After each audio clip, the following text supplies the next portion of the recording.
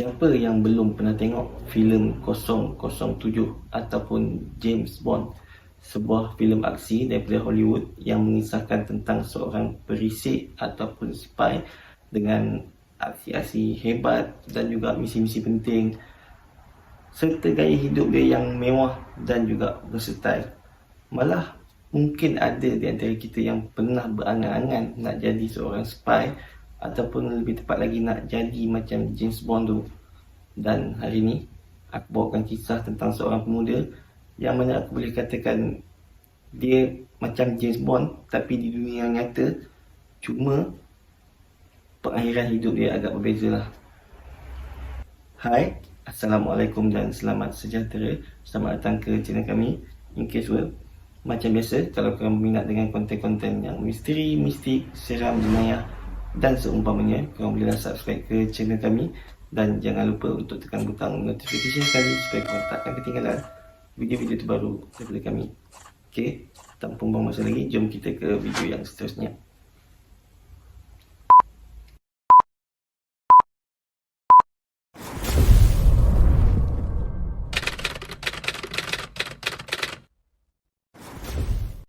Semenjak Gareth William dilahirkan, ibu bapa William ni dah dapat nampak yang William ni adalah seorang kanak-kanak yang istimewa. Dan ini disebabkan kepintaran William ni dia nampak daripada kecil yang memang dia dah melebihi kanak-kanak lain di usia dia. Bukannya dia orang belagak, tapi itulah hakikatnya yang dia nampak daripada kecil. Dan ini terbukti apabila seawal berusia 17 tahun, William telah mendapat first class honour degree dalam subjek matematik daripada universiti di tempatannya, iaitu University of Wales. Dan tak berhenti di situ, selama beberapa tahun kemudian William mendapatkan PhD daripada University of Manchester, England. Serta sejurus lepas tu, William mendapat tawaran belajar di universiti yang terkemuka di dunia, iaitu Cambridge. Walau bagaimanapun, William tak pernah menghabiskan pembelajarannya di Cambridge kerana walaupun berada di Cambridge, William masih lagi menyelah di kalangan antara pelajar-pelajar tu, sehingga kan dia mendapat perhatian daripada British Intelligence Agency. Dan British Intelligence Agency ni mula merekrut William untuk bekerja dengan diorang. Dan pada tahun 2001, ketika berusia 23 tahun, William menerima tawaran untuk bekerja di GCHQ sebagai seorang pemecah kod rahsia, dan William berpindah ke Cheltenham, England. Dan William bekerja dengan GCHQ ni lebih kurang selama hampir 10 tahun. Ketika berada di GCHQ ni, William banyak membantu tim-tim dia untuk memenangi beberapa pertandingan kebangsaan. Dan dia merupakan antara tim player yang penting lah. Dan disebabkan William terlalu pintar dalam bidang matematik dan juga teknologi lah yang membuatkan William menjadi orang penting, sehingga satu lagi agensi di bawah British Intelligence Agency ni mula memberi perhatian kepada William, iaitu MI6. Dan di sinilah kemuncak kejayaan William. William ditawarkan untuk bekerja dengan MI6 sebagai seorang perisik ataupun spy. So, tak melepaskan peluang yang ada, disebabkan ni macam impian jadi kenyataan lah. Macam dia dapat hidup macam spy, dapat jadi macam filem James Bond. So, William tak melepaskan peluang, terus menerima tawaran tersebut dan William berpindah ke London. Namun tak lama pun lepas William bekerja dengan MI6 ni, William mula menyesal dengan keputusan yang dia dah buat. Gaya hidup seorang perisik ataupun spy sebenarnya sangatlah tidak sesuai dengan jiwa William. Walaupun sering menjadi tumpuan ke mana sahaja dia pergi, William sebenarnya adalah seorang yang sangat pemalu dan juga introvert. Dan gaya hidup seorang perisik di MI6 saling tak tumpah macam yang kita tengok dekat dalam filem James Bond tu. Pergi event-event mewah, kereta-kereta mahal, tukar-tukar perempuan, parti macam ala-ala Hollywood. Dan William tak suka pun semua ni. William cuma nak pergi buat kerja dia dan balik. Di GCHQ, orang tak kisah kalau William buat macam ni. Tapi bila berada di MI6, sikap William ni membuatkan dia dipulaukan oleh rakan-rakan sekerja dia yang lain. Hinggalah akhirnya, pada satu hari, William gunakan cuti tahunan dia selama 2 minggu untuk cuti. Tapi selepas habis cuti 2 minggu itu, William tak pernah masuk balik kerja dekat MI6. Dan tak tahu kenapa MI6 pun sebenarnya tak pernah macam cari William, tanya kenapa dia tak masuk kerja. Macam biasa kalau kita tak pergi kerja, bos kita akan cari-cari lah. Tak, MI6 buat bodoh je. Hinggalah kakak William ni buat laporan polis disebabkan dia dah lama tak dapat kontak dengan William. So dia buat laporan polis dan minta polis di London untuk pergi tengok dekat rumah William ni.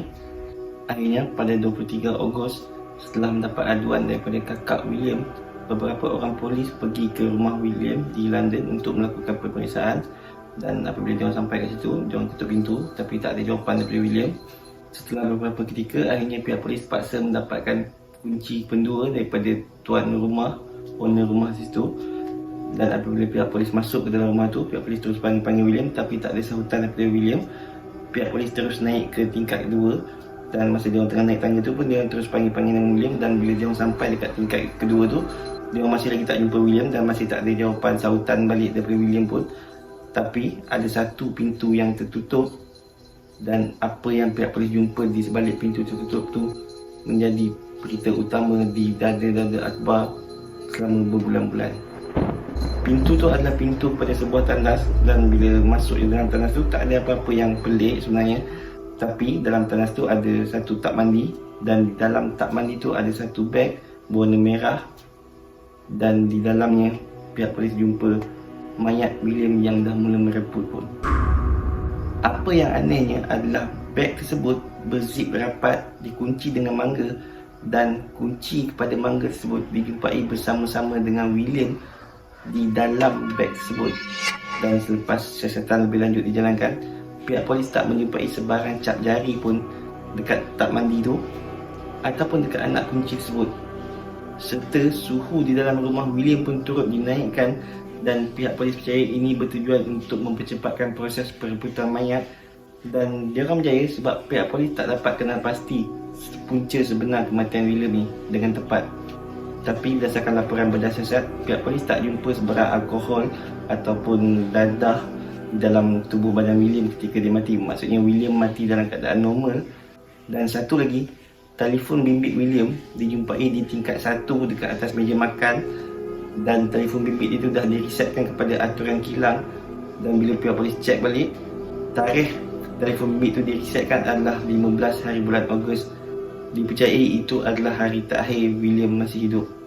Dan selepas siasatan demi siasatan demi siasatan dijalankan oleh pihak polis cuma ada beberapa teori sahaja tentang kematian William.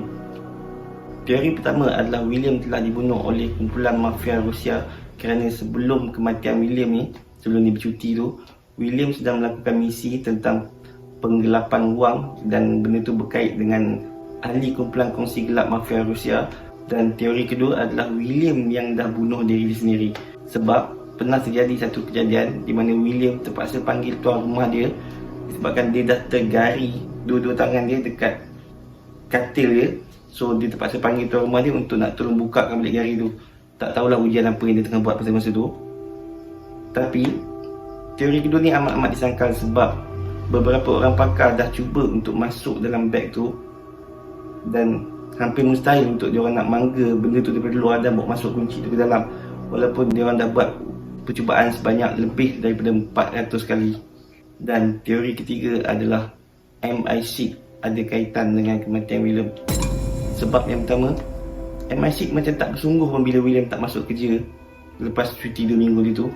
Dan seorang bekas perisik di MI6 pernah ditembuat oleh CNN, dan dia bagi tahu yang MI6 ada pergi dekat rumah William ni sebelum pihak polis sampai. Diorang dah hapuskan semua bukti-bukti yang boleh kaitkan pasal kematian William tu dengan MI6, dan disebabkan itulah pihak polis tak jumpa apa-apa bukti yang boleh kaitkan sesiapa pun dengan kematian William. Dan selepas 3 tahun siasatan dijalankan, kematian William dilabelkan sebagai kemalangan.